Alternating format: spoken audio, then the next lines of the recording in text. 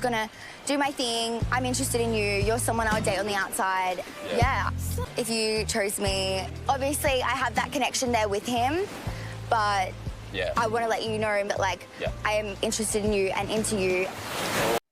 It's giving double standard, and sadly for Gabby, the silly games she's playing might end up costing her Jotham, because one of the girls is going to steal Jotham from her if she's not careful, because he's already said she's immature, and she's just showing how immature she is by playing silly games whereby she's trying to make him jealous, or she's setting these double standards whereby she is going and flirting with Alex and then is coming back and projecting whatever she's doing with Alex onto Jotham. And I don't think Jotham is there for the drama, and somebody needs to buy Shan a pair of glasses. Somebody needs to take her to Specsavers, because at the end of the day, this guy has shown her countless times that he's not into her. He actually said on his date that his connection with Boston was faster or was stronger right from the jump as compared to his connection with Shan. So Shan knows this, and I think this is why she doesn't have a lot of smoke for Boston, because she's worried that the more she does, the more likely she is to lose Ross. And sadly, she's already lost Ross. Ross, in my opinion, looks way better with Boston than he does with Shan. With Shan, he's just some guy sort of roaming around the villa. With Boston, he's taller, he's sort of more masculine, he's more exciting. So, hey, good for Boston for going for what she wanted. Anyway, hey there, thanks for stopping by. It's your girl Valerie. Welcome to my channel. If you're new here, don't forget to subscribe, click the like button, turn on the notification bell for when I upload new videos, and definitely leave a comment. In this episode, I'll be reviewing Love Island Australia, Season 7, Episode 15. One episode away to catching up. I said it, and we're almost there. Anyway, so you have the Islanders, you know, it's tense in the villa because of the drama with the girls. So Boston goes to pull Mick for a chat. And apparently, I didn't know that they had known each other for 7 years, because she's pulling him. It was giving brother and sister vibes, because she's frustrated with him and he is playing up. I think because he knew he had annoyed her. He knew he had done something wrong, and he was trying to find a way of sort of disarming that. And sadly, his jokes were not going to wash because she knows him better than anybody else. So she pulled him to the fire pit. He said, you know, Boston is coming in here wanting to be big dog on campus, but I've been here longer, blah, blah. But he loves it. He loves it. He even owned up to it. So she called him out and said, when I confide in you, I'm confiding in you as a friend. I don't mean for you to go and pull people up on it. You just listen to me vent and allow me to vent, and then we keep it stepping. So for him to say, oh, she's coming across really attractive because of the way she's pulled me up, and it's like, Mick is crazy. Mick is really crazy, and I like his crazy self, because you need that in the villa, otherwise it's always going to be tense. So Boston walked away and he tried to sort of pull her back, and she refused to come back because she said, I'm done with you. I'm over it. Let's keep it stepping. And so he sat there, and it was like a little child that was being sort of chastised by his older sister, which I really loved. You then had the girls, you know, Boston and Mia go for a chat, and they're really struggling with the other girls in the villa because of the tension that the girls are sort of creating over their man. And it's like, I don't get it. You have Alex in the villa. He is also exploring the girls, but none of the guys are upset with it. None of the girls are upset with him exploring. But when tables are turned and the girls are trying to do the same thing, they're sort of picking on them. I didn't like it. The way that Isabel spoke to Mia, for me, wasn't it. It really wasn't it. It put me off her. I wasn't a fan before, and now I really wanted to leave the villa. If I could vote her out, I would have voted her out. Can I please get a post as a super fan in the next season, on season 8? If someone from Love Island watches this, I want to be a super fan, because I think I would give a more sort of diverse perspective on some of the things that are happening in the villa. You then had Mick go for a chat with Mia. They really are cute. They sort of bounce off each other. I think Mick likes someone who will pull him on his crap and sort of joke with him at the same time. And so someone who's able to read the room and sort of balance it out, or sort of corral him when he's going out of control. I love their chat. Initially, I thought he was just being friendly, but I actually loved it. And I thought they were very cutesy because, you know, she's got that youngish sort of playfulness, and then she's got the sort of serious side of her. So I love them as a couple. I thought they were really cute, and I really enjoyed sort of their chats. You then have the rest of the girls sort of having a conversation in the kitchen. The OG girls, or the OG girls and the bombshells that initially came in, sort of having this chat where they're saying, oh, just imagine, what if the bombshells steal our guys because they are upset with us? And it's like, what do you think, Sherlock Holmes? What do you think? You are treating them terribly. So what do you expect them to do? To just sit there and take whatever nonsense you're dishing their way? No, I hope they're still there. I hope they steal your guys. I really do. I hope they steal your guys and leave you vulnerable. But sadly, I don't think they're going to do that. You had Tamara have this conversation with Mateo. I don't understand them as a couple. I'm going to say it. I still say Mateo gives Mehdi vibes. I'm going to die on that hill. If you know Mehdi, then you know what I mean. And so the idea that Tamara is serious about him, I'm not understanding it, and I'm not reading it. If you watch the way they walk, it's not a model walk that Mateo does. There's something off about his walk, but then I don't want to label him because I don't know him as a person. Anyway, they have this chat. They agree to sleep on the day beds because they want to spend time together. Good for them. Whatever they want to do, if they want to sleep in the sky, if they want to sleep on the beach, whatever they want to do. I think Tamara deserves better. I think Tamara would have been better off with someone like Alex, but she doesn't want that. She is content on this guy who is not it. The islanders get ready for bed. They go to sleep. In the morning, it's still very tense. So Ross decides to sort of hold a yoga session for the islanders. They all lay out towels and they're sort of doing this yoga sesh. In the middle of the yoga session, you have Alex receive a message. Alex, get your snorkel out because you, Mia, and Boston are off for a dip in the crystal clear Spanish Sea. And then they are asked, please each choose your top two picks to join you on a stunning date, group date actually. Hashtag fish and chicks, hashtag bomb squad. And so it was going to be interesting to see who picked whom for their dates. And Mick was always going to go, regardless of who was picking. Mick was going to go because he's one of the single guys. Anyway, you have Boston. She picked Mick and she picked Ross. It makes sense. Ross was her number one. Mick, I think she just picked as a friend and she wanted him to come along. Mia picked Mick and Jotham. It makes sense. They've been having very calm and very sort of flowy conversations with Jotham. And so if Gabby is going to be messy, then I'd rather, Mia steps up and takes Jotham. I don't know what will happen to Mick because I still want him in the villa. I love his messy self. On his part, Alex chose Shan and Gabby. I didn't quite get it. I think he just chose Shan because he knew that Shan's partner was going, and then Gabby's the one that he wanted, but he's worried about the situation with Jotham and he doesn't know how to sort of navigate that, in my opinion. So they all get ready, they leave the villa, and then they go on their dates. So first up, we have Boston sitting on a date with Mick and Ross, and they were having conversations about their connections.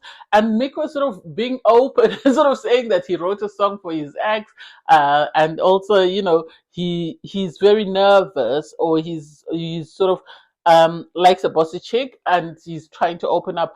And so it was interesting to see that Mick was more vocal with Boston and Ross. I don't know whether it's because Boston is his friend from home, so it's easy for him to open up, and Ross is someone he trusts in the villa, so this is why he found it easier to talk to the two of them. I think they were just allowing him to talk. That way we didn't see the connection between Ross and Boston, and besides, Mick was going to move on to his next date because he had two dates.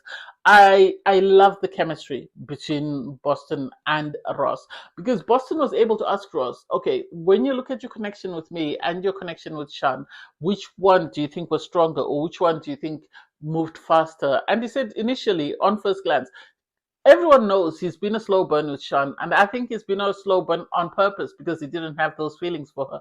Whereas with Boston, on sight, he liked her, and this is why he's more vocal. He stands up with his back straight, and he really wants to make an impression on her. I can see them as a couple. I can actually see them living the villa together. It's not about the winning at times because you don't need to win Love Island to make it. You've got the likes of Nate and Georgia. They're doing amazingly well, regardless of the fact that they were dumped towards the finale. So I love them as a couple and I want to see them work. You had Mia on her date with Jotham. They seem to have a very good friendship as a foundation. They seem to have a very good friendship.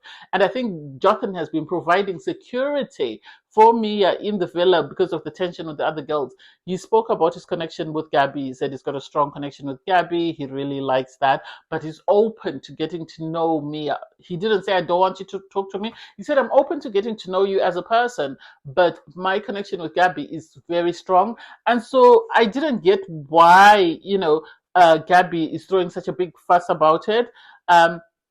Mike then eventually came. They had a chat. Mike says he likes his chats with Mia. He says she brings out a side of him that, he didn't know was there. And personally, I can see it. I can see it when they're sitting and they're having their chats or their little cuddle sessions. You can actually tell that of all the girls he's been coupled up with in the villa, he really likes Mia. And so I'm happy for him.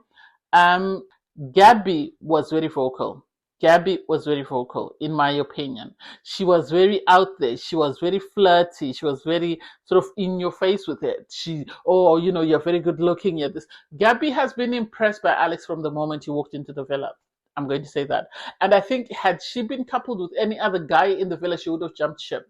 But her problem is she likes Jotham and she likes Alex.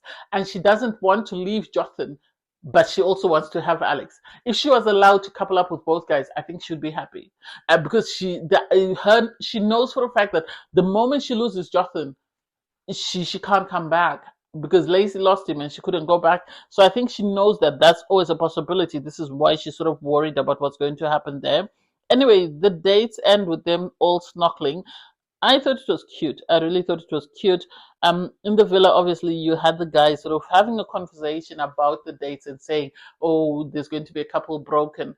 Yeah, there were going to be couples broken because everybody else is in a couple, bar Mateo and Mike and Tamara. So Mateo and Tamara are always going to be a couple, so it's only Mike, and so there's no way both girls were going to couple up with Mike. So there was going to be a couple broken. It wasn't anything new.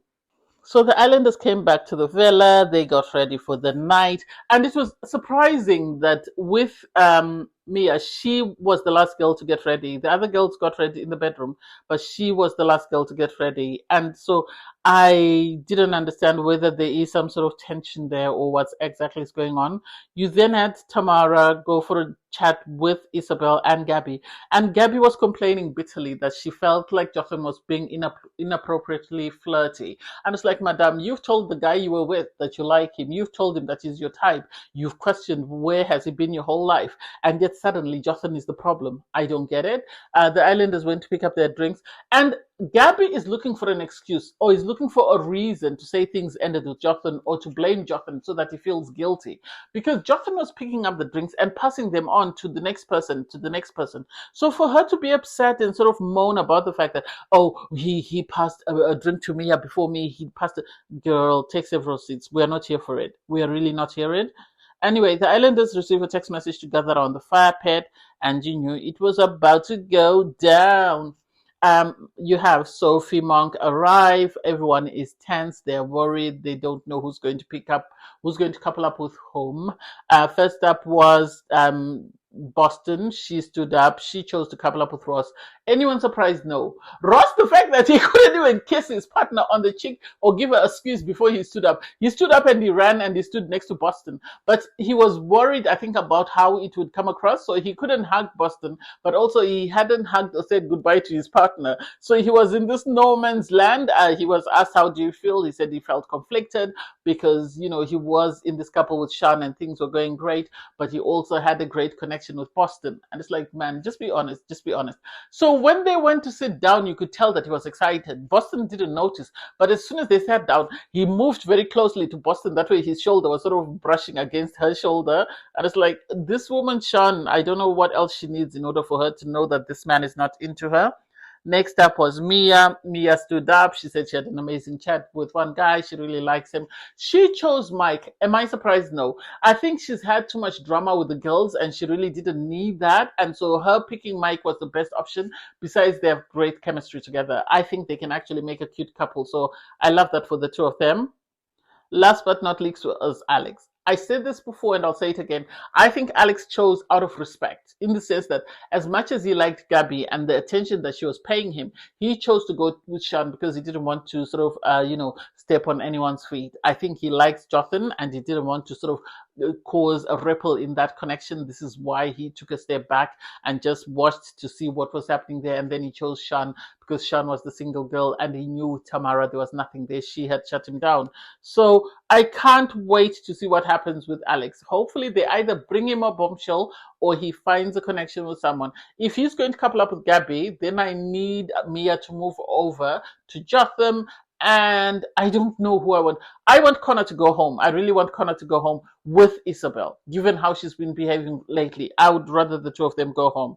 Anyway, the recouplings, and you have Tamara and Matteo be told that they are now a couple. They were nervous. They thought they were going home, but they were saved. I was like, I have a feeling they're going to dump a couple next time round. But we'll see what happens there. Because I don't think they do Casa Amor in Love Island, Australia, if I'm not mistaken. So I can't wait to see what happens there. As soon as this is finished, you have sort of Ross stand up and say to Shan he wants to have a chat with her. And then he goes straight to Boston and tells her, I'm going to have a chat with Shan. As soon as I finish with that, I'll come and have a chat with you, which was good. So they went to the terrace. It was Oxcalo. Because he sat in his corner and she sat in her corner. And in her commentary, in the interview, she was saying, "Oh, the fact that he's sitting so far away from me, and the fact that he's giving me a friendship hug tells me that he's not been into you. He's been giving you what you wanted in order to stay in the villa, but he wasn't that into you. So the idea that you're suddenly surprised doesn't make sense. For him to tell you that he has a great connection with you and he still wants to continue with that, but also he wants to put as much effort as possible into Boston because he has a connection there." The moment he told her that he wanted to share a bed with Boston was enough for her. Someone with common sense would have known that this man is telling you that we're done. Because he could have easily said to her, let's sleep on the daybed since we have both been stolen. But no, he chose to stay in a bed with her. And it's up to her to sort of make sense of that and keep it stepping. Sadly, I don't think Alex is hers. I think she needs to go home. Either her or Isabel, one of them needs to go home first. At the fire pit, you have, Boston having a chat with Alex and saying that I feel some type of way because when I stood up to choose him, he didn't even give me a hug or touch my hand or anything. He just stood there and I felt isolated. I felt neglected. And you can understand it, but also at the same time, he spoke to her before he's gone with Shan for a chat. So that shows that he is worried and he wants to communicate with her. But I don't think she saw it that way. So I'm happy that when they did sit down, they had a conversation about this. You had Boston sort of saying to Alex, you need to push for what you want. I will push for what I want. You push for what you want. And hopefully we get what we want. It's like, oh, it's about to be messy. Matteo and Tamara, I think we're getting to see them a lot just because of Tamara. Matteo brings nothing to the show. He really does. So them having a chat and being excited that they've been coupled up and whatever, it's okay. It is what it is. Good for you. You then had Jotham have a conversation with Gabby. Gabby, for me, is doing a bit too much. She's doing too much, and she's about to lose Jotham. For her to be kicking off and saying you're overly flirty, and it's like, madam, let's press replay. I can't wait for movie night. I really can't wait for movie night because if they do play what Gabby said on the beach to Alex, it's going to be interesting how she's going to sort of try and get herself out of that because she's projecting. This man is constantly saying he's got a strong connection with her and is open to getting to know people. He's told her this. So the idea that she was saying he's love bombing her and she's busy putting words in his mouth, I didn't like it. You had Ross go for a chat with Boston. I thought that was the cutest thing ever because Boston was upset and she wanted to lash out. So she was kicking off and saying, I chose you and you didn't even give me a hug. You didn't acknowledge me. And then he said, okay, let's stand up. He stood up, he calmed her down, gave her a hug, made sure she was okay. Then they sat down and had a chat. And it's like, this man likes her. This man likes her. And the fact that she responded positively to his actions is something that is going to be in her favor because she could have continued. I don't want you to hug me. I want you to explain. No, but he pacified her. And then they sat down, had a cute chat. I loved it. I really loved it. I think Boston brings out the qualities in Ross that we were all not expecting. At the end of the day, she can sort of mold him to be the guy that she wants. She can cut that hair off. We've seen, the black wife effect, so we can see that. So don't worry about his look. I think he looks better and he behaves better around Boston than he does around Shad. So I love their little chat. The fact that he was sitting closer to Boston, his feet were saying more about his connection with Boston than his feet were saying about Shan. Because with Shan, his feet were open, meaning that he's ready to run away. Whereas with Boston, his feet were sort of pointing towards her and sort of inwards. And it's like, he really likey Boston. He really does. So I love them as a couple. Shan sat down for a chat with Alex, and I don't know. She appreciated his speech, and she said, they have a great connection. They think, they'll try and explore it as much as they can. She is shutting herself down for heartbreak. She's shutting herself down for the next flight out of Spain, wherever they are, Mallorca or wherever. She's shutting herself down. If I were her, I would upgrade to Alex. But I think she doesn't like Alex, but she's going to humor him for as long as he keeps her in the villa. I know one of that OG crew is about to leave, and I can't wait. Hopefully it's Shan, if not Isabel. You then have Gabby be pulled for a chat by Mia. Mia did a good thing, and she said, this guy is infatuated by you. I am open to getting to know him. He is open to getting to know me. So I just want to be a girl's girl, and I just want you to let you know. For Gabby to hear, oh, I want to get to know him, he wants to get to know me, we were flirting. That's all she heard. She didn't hear the bit about him being infatuated with her. And you even had the narrator say, which part of it did she miss? Why did she miss half of that conversation? So for her to kick off and then go and vent to the girls and then go and pull Jotham for a conversation, she's doing all this for the wrong person. I'm going to say that she's doing all this for the wrong person, because Jotham comes across as someone who doesn't like the drama, and she wants to be the drama. And sadly, the drama is going to leave her alone, and she's going to be single, and she's going to be dumped. Because I think Alex, sadly, if things don't work out for him with Shan, if by any chance Boston is single, I have a feeling he's going to couple up with Boston. They seem to have created a very good friendship. I love that for them. But I would rather Boston remain with Ross, because he seems infatuated by Boston, but he's trying not to show it. So I can't wait to see what happens next. Anyway, thanks guys for watching. Please don't forget to like, share, comment, and subscribe.